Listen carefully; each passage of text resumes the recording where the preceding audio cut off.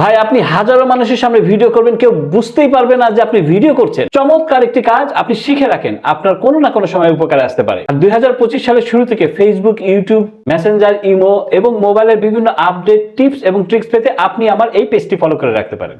এর জন্য আপনি আপনার ফোনের প্লে স্টোরে প্রবেশ করবেন, এখানে এসে লিখবেন XS ক্যামেরা।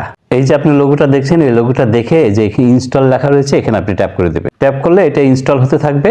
ওকে, ইনস্টল করা হয়ে গেলে এই যে ওপেন বাটন দেখছেন, এখানে আপনি ট্যাপ করবেন। এখন দেখবেন অ্যাপসটি আপনার সামনে এইভাবে ওপেন হয়ে যাবে। আপনি বাঁ দিকে একটু সোয়াইপ করবেন 3 বার।